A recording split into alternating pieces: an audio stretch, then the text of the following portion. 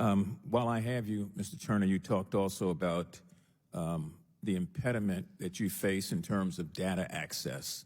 Can you expand on that for just a moment? Yes, I can. At the beginning of the pandemic, we had to issue IG subpoenas because we went to the department and were not able to get them to agree, as we felt, that they should be able to provide us direct access. And I think going forward, if Congress could somehow be more explicit in terms of what can and cannot be done, would probably be helpful. But anyway, I had to issue IG subpoenas, and that took months to get the data that we could have got the department to give out guidance directly. And that also caused us some delay because we had to get it in a certain format in addition to that. So, but we didn't stop there with notifying the department. We also gave advisory reports and alert memos and met with members of Congress to alert them to the problem. It was only because of what we put forth that was eventually changed 9 months later. But at that point, about $80 billion had gone through the PUA program. And do you find now with this sort of congressional oversight by way of committees that have jurisdiction over many of these agencies that they are complying faster, or is it about the same in terms of your access to their data? Well, we have a temporary fix in place right now that expires at the end of the year. So we are trying to work with the department, and they've given grants to the states that comply with our requests.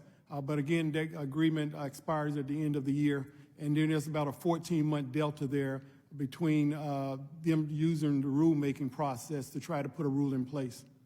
Yeah, and unfortunately, there's no way we can truncate the subpoena process. So compliance, I think, is the best remedy there. And I hope the word at least goes out from this hearing to all respective agencies of the government that they have to find a way to provide access to this data. I'm surprised that you've got, how many pending?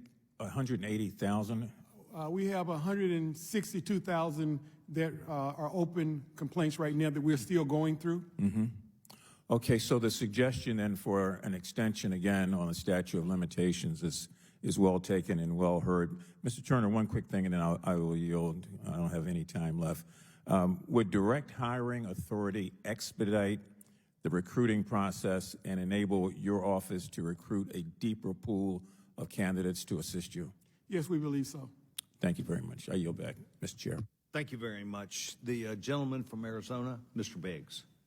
Thank you, Mr. Chairman. I thank the witnesses for being here. The federal government spent $5 trillion plus in relief programs in response to COVID-19. And estimates vary widely, but testimony from experts before this committee last year suggested that waste, fraud, and abuse in the COVID-19 unemployment program alone exceeded $400 billion, at least half of which went to organized foreign crime syndicates. So I've got a bunch of questions for each of you. I'm not going to be able to get to all of them, but I'm going to start with Mr. Delmer.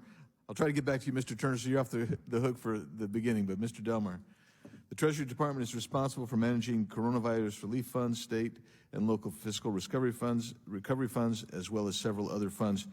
Can you provide the committee with the total amount of funding that remains unspent across accounts at Treasury?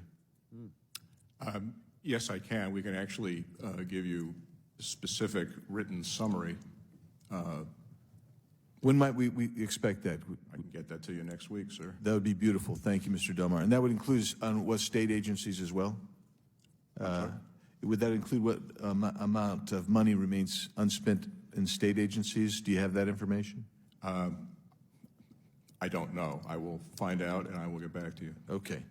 Does your office have on hand, and you'll need to get back to me, I'm sure, on this too, state-by-state numbers for unspent funding, both obligated and unobligated in programs that are unexpired or otherwise expired? I believe we have them for overall, and I'm sure we could probably find them on a state-by-state basis. Okay. If you could please provide what information you have to the committee by next week, that'd be great.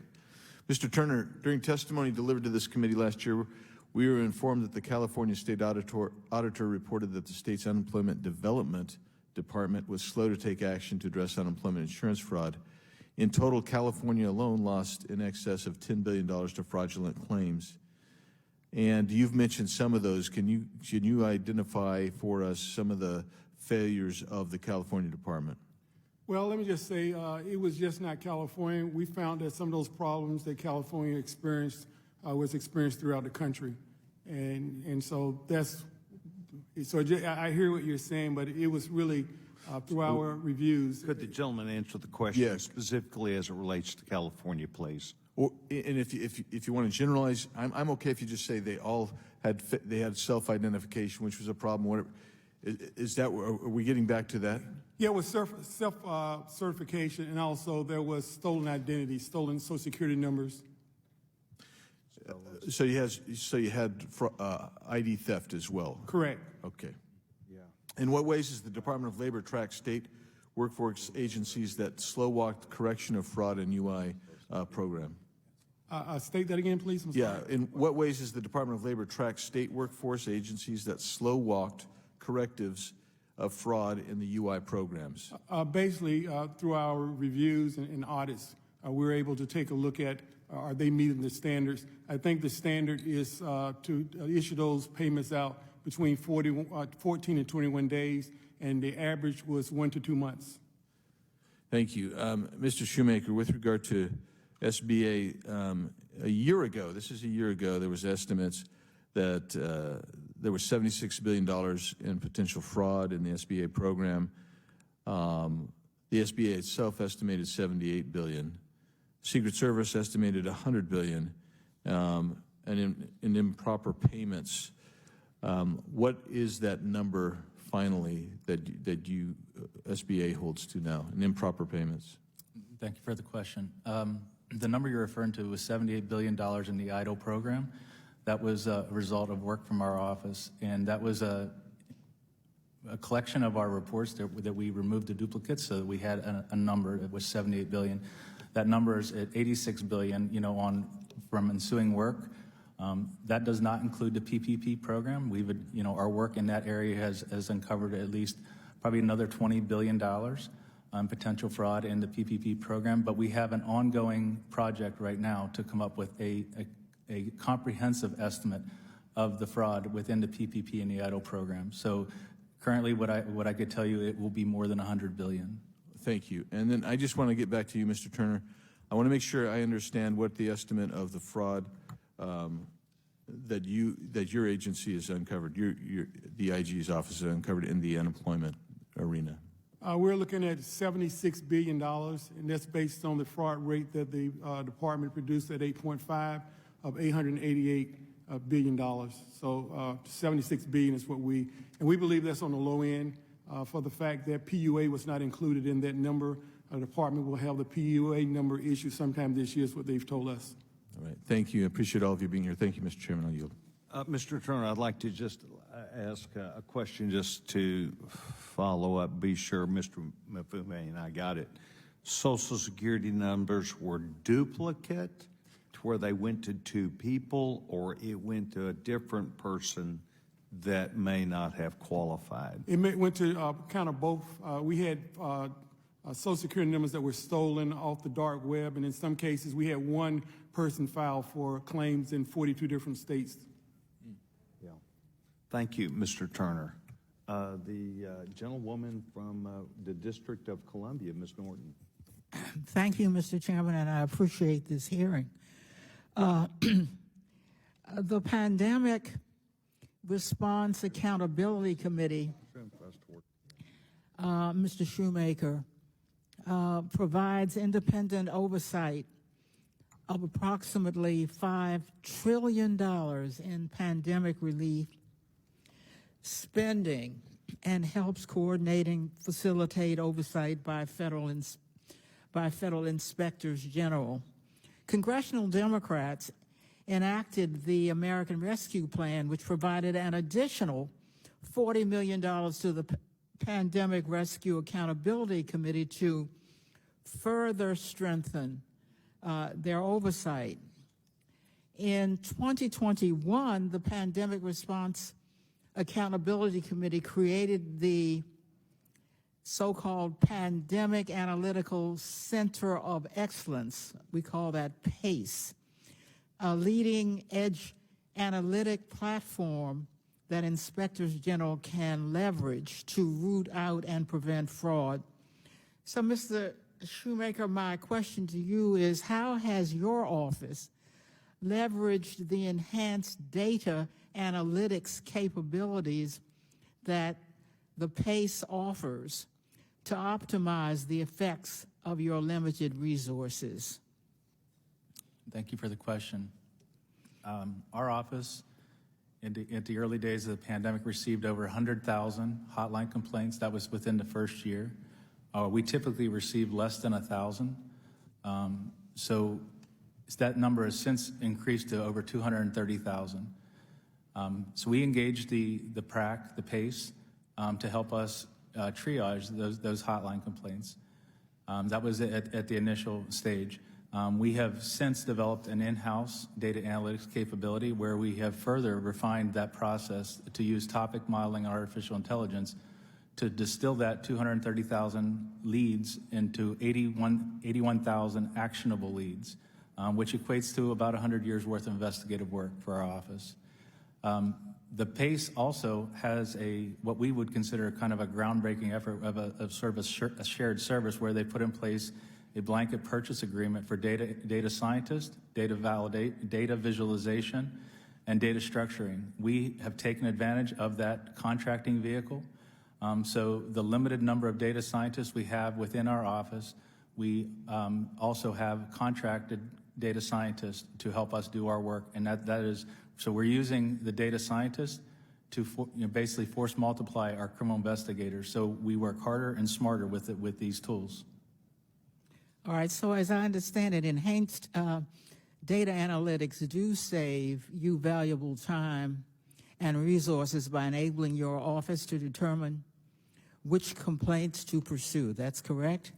That is correct. At SBOIG, we have basically integrated data analytics into heart of our oversight. Mr. Shoemaker, how could codifying the capabilities of the PACE ensure that you and other inspectors general can more effectively and efficiently conduct oversight? Like I said, at the early stages, they were a resource that we were able to leverage. So the fact that you'd want that resource to be available during the next disaster for the Inspector General community, I think that is a worthwhile investment. Thank you. Mr. Delmar, do you agree that access to a permanent and effective data to analytics capability would help you do your job? Yes, ma'am. Like Mr. Shoemaker, we have set up a in-house data analytics function. We've hired several data professionals, and we've found that it's an excellent tool to just basically get our arms around the incredible volume of information that we're getting from all the reporting from all the thousands of recipients. And it gives us an opportunity to make sense of the raw numbers and detect trends, detect where problems are. We do a lot of what we call risk analysis to decide where the best places are to devote our resources with the best chance of finding mistakes and finding fraud. So I think the big thing about the PACE is it's a lesson from the last time, the Recovery Operations Center with the RAT board back in the crisis of 2008, that was not maintained. And so when this new crisis came, oversight was pretty much starting from scratch. And for the matter of that, the department was in a lot of ways starting from scratch. Having an in-house capability and save knowledge will make it quicker and more efficient to be able to respond to the next crisis. Thank you. Thanks very much, Mr. Chairman. Thank you very much. The gentleman from North Carolina, Mr. Edwards. Thank you, Mr. Chairman. To all of you, thank you for being here. We appreciate you taking time. My questions are for for Mr. Turner. Your office issued an advisory around claims using Social Security numbers that were filed in multiple states, used for deceased persons, of federal inmates, and used to file for unemployment claims with suspicious email accounts. What mechanisms exist for states to know when Social Security numbers are used in multiple states? Well, I think going through NASWA, the Integrity Data Hub is a tool that they can use to compare and cross-reference Social Security numbers. And you say they can use, yet this happened, so were they not using it? Well, it's not mandatory. It's not required for them to belong to that or participate in the EDH. So it is optional, and not all states participate. Maybe we can change that. In December, you issued the department a qualified opinion on its financial statements, in part because it could not support $7.9 billion in unprocessed claims. How are there still unprocessed claims? We would like to know the same. Part of it has been because some of the appeals that some of the states have made or some of the claimants have made has not really been processed, and some states have not even reported the status, and there is what really caused that. And so the 7.9 that the department mentioned was really kind of a guess, and we needed more accountability, more proof, and that was the work that needed to be done by the department. Thank you for that. What are the key metrics that this subcommittee should track to determine if progress is being made to prepare for the next crisis and to protect against fraud and improper payments, generally in unemployment programs? Well, I think there are several. One I would say would be the improper payment rate. The other one would be the fraud rate. And then I think also if the department could keep track of whether we get permanent access to the data that we're requesting would be another thing they could look at. And as well as the PUA rate, which is supposed to be released at the end of the year. Those would be the four things that I would say. And your office has referred over 23,000 fraud matters, I understand, that don't meet federal prosecution guidelines back to the states for further action. Are you tracking somehow what the states do with those cases? Yes, we do. When we refer those cases, we do track those, and we also plan on doing audit work to see exactly what they did with those cases. Last question from me. I was overseeing, I served on the oversight committee in North Carolina for our unemployment program. And I know that during the pandemic, we were issued a couple of sequestration orders from the federal government to return several $100,000, maybe even a few $1 million of unemployment money that we had received. Would you know what the total amount of unemployment money is that was sequestered from around the country? I'm not sure what that would be because unemployment insurance is an entitlement, so I don't know why that would have been sequestered. All right. Thank you. Mr. Chairman, I'd like to yield the rest of my time to Representative Biggs. Mr. Biggs, I'm sorry, would the gentleman state that again, who he'd like to give the... I was going to yield the balance of my time to Representative Biggs, but I'm told that he's... You can't see him. He's not here. Okay. The gentleman yield back his time? Yes, sir. The gentleman yields back his time. Thank you very much. The distinguished gentleman from Florida, Mr. Frost. Thank you, Mr. Chairman, and appreciate y'all being here today. Unemployment insurance programs are essential to emergency lifelines. Obviously, when the pandemic hit and millions of Americans could not work, Congress passed expanded unemployment benefits to keep people fed, keep people housed. Government did its job. But it quickly became obvious that without functional state infrastructure, which we've spoken about a little bit to distribute it, that aid can and a lot of times can get wasted. That's where a lot of waste, fraud, and abuse really stems from. And we have to talk about these antiquated state unemployment insurance systems wasting the time and abusing people who are facing hard times. I want to return quickly to a question that my colleague from Arizona had brought up. He seemed pretty specifically concerned with the state of California's unemployment system. Mr. Shoemaker, you indicated that identity theft was one of those issues.